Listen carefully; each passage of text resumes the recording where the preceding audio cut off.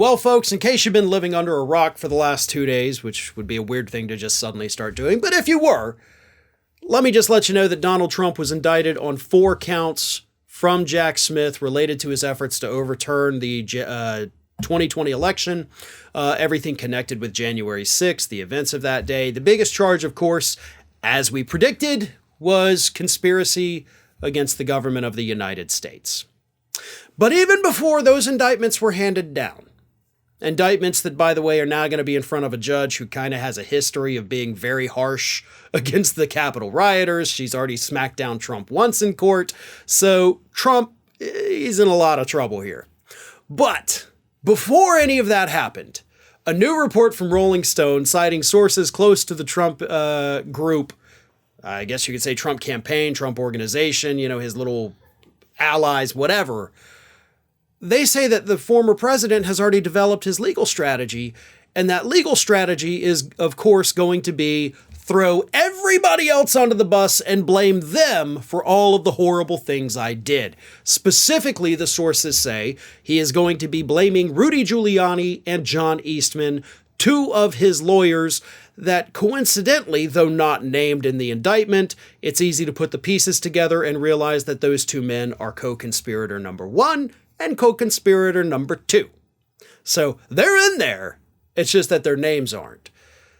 And these allies of Trump, the people close to him, say that the former president is going to throw them as hard as possible under the bus by claiming that the bad legal advice that I got from these people is why I did these horrible things. Is it a bad defense or is it a viable defense? Depends on who you ask. Because here's the thing. If your lawyer tells you that, hey, there is law on the books from many, many years ago that says you can go out there and punch anybody in the face that you want.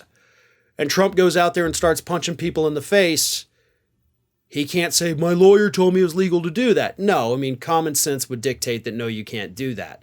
But at the same time, we also know that part of Trump's other legal strategy is to convince the jury that he genuinely believed that the election was stolen, which would, in the eyes of the law, as I've said, make what he did seem like the correct actions of the president of the United States at the time. And if he bases it on their legal advice, that may bolster that claim.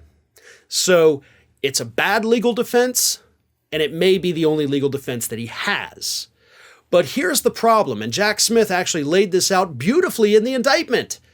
Because Jack Smith mentioned that not only was Trump getting this horrible advice from his unindicted co-conspirators, but he was getting the opposite advice from everyone else, including other lawyers.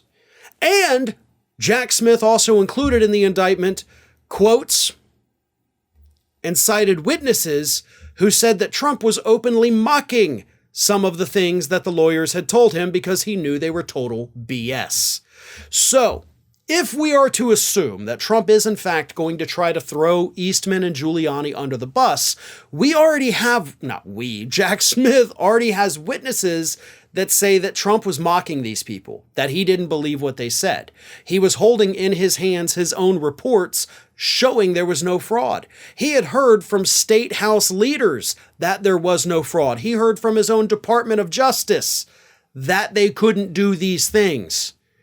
So if he is trying to claim that, oh, these 2 lawyers gave me bad advice, it's all their fault, he needs to understand there's going to be maybe 20, maybe 30 or more other people who are going to be able to take the stand and say, that's not true.